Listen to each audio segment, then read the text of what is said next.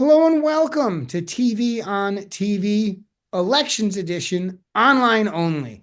I'm State Representative Tommy Vitolo. You're watching Brookline Interactive Group online, and we're doing things a little bit differently for two reasons. Number one, it's election season, and when it's election season, we really do like to focus on the town elections and the townwide candidates, particularly those in competitive races, which are school committee, select board, and library trustee.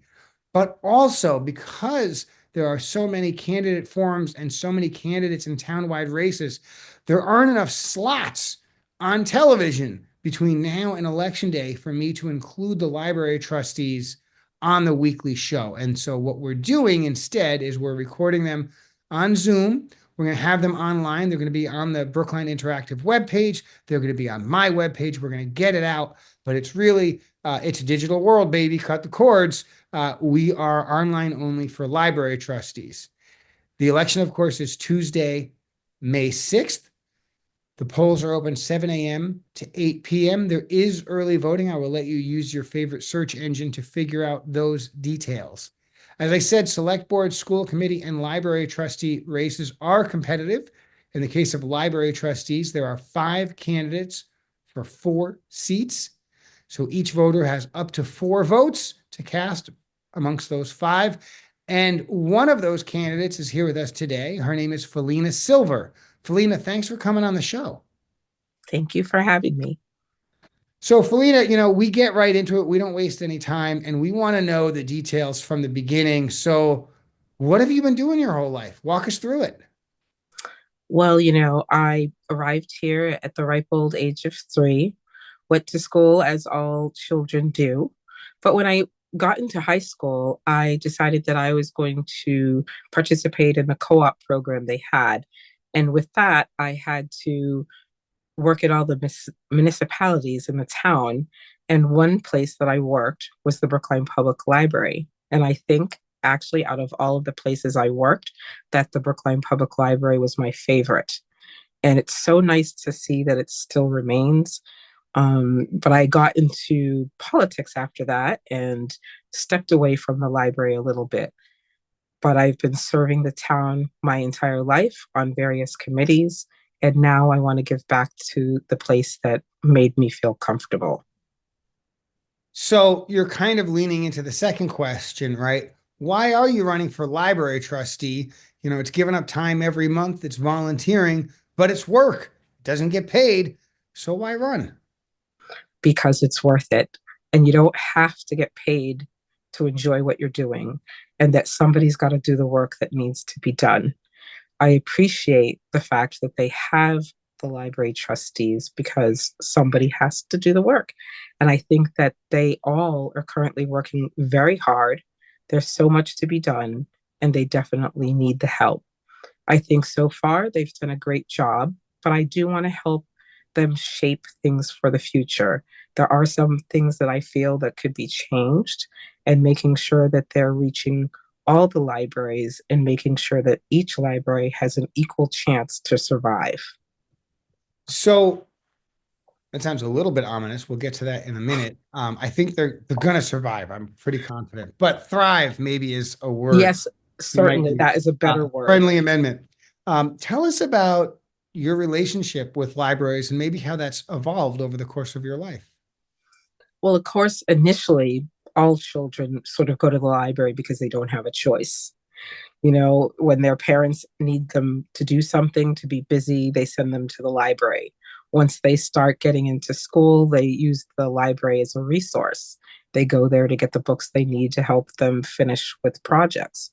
When you become an adult and you're finished with school, even through college, you decide to go for comfort, for things that you didn't get to pay attention to when you were younger because you were too busy. So that's the route that I traveled. But now, since there is audiobooks and all those other things, I think that for those purposes I use the library less. But now I have grandchildren that I get to take, and that sort of brings me back to my old days. And I really enjoy the opportunity to see how things have changed and thrived, using your word.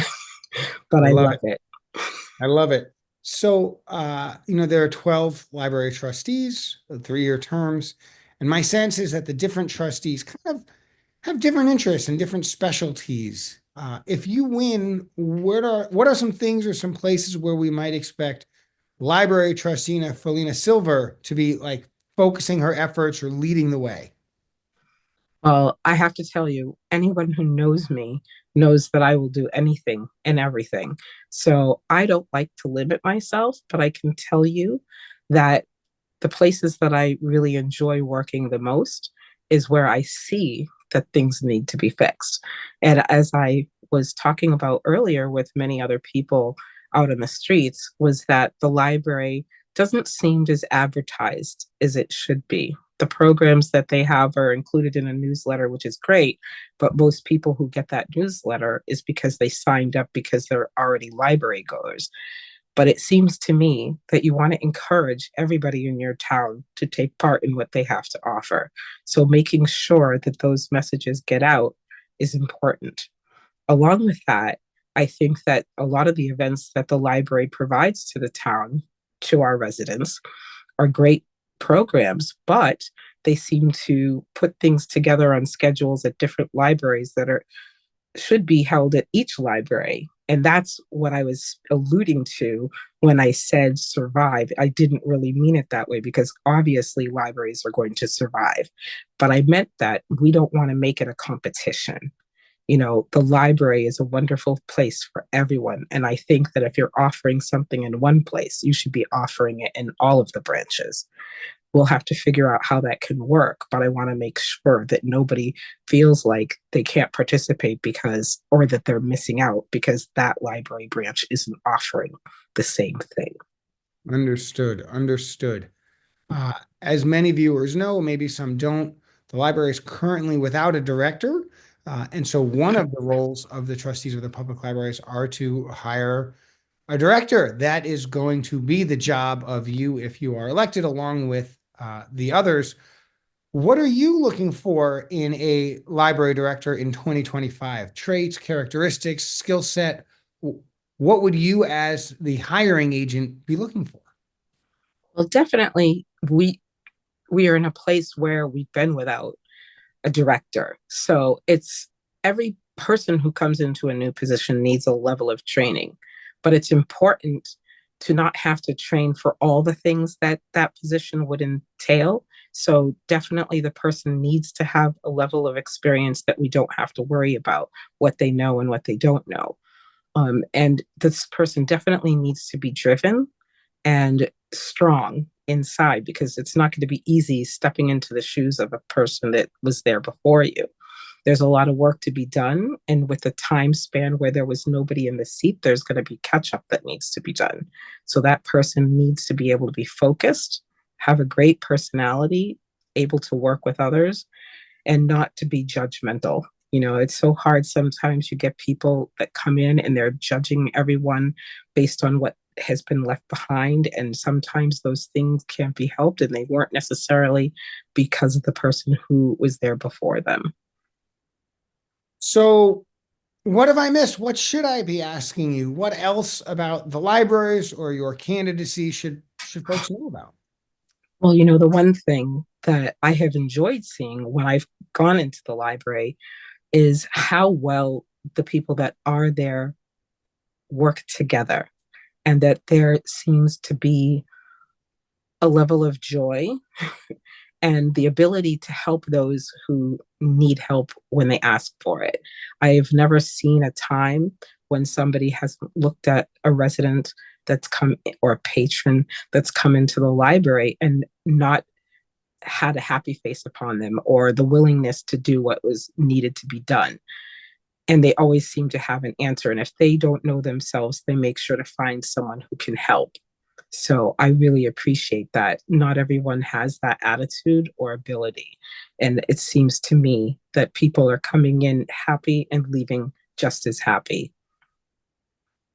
Felina Silver, candidate for library trustee. Remember, folks, the election is Tuesday, May 6th. Polls are open 7 a.m. to 8 p.m. There is early voting. Of course, there are also contests for select board, school committee, and almost every precinct has a competitive race for town meeting as well. So it's an important day for our town.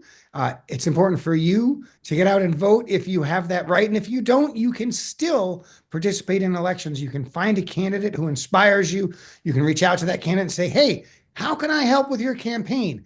I can do some things too. Campaigns aren't limited just to voters. Voters have a special privilege, and I hope that each and every one uses it. Get out and vote. You can do it election day. You can do it ahead of time, by mail or in person. And again, I'm going to need you to use your search engine to get those details. They're too long and complex to list here, but you can find them. I believe in you. Library trustee, competitive race, 5 candidates, 4 positions. Folks, we keep it simple. We're going to keep doing these throughout the campaign season. We're going to get to every single candidate and get them online. Today's guest, Felina Silver, has a role with the League of Women Voters, right? Yes, I am the president. President of the League of Women Voters. I was pretty sure that was right. And candidate for library trustee. Folks, you've been watching TV on TV right here on Brookline Interactive Group, and we thank you for that. Spread the word, watch all the videos, make yourself informed, and I hope to see you on the polls on May 6th. Thanks for watching. Thank you, Tommy.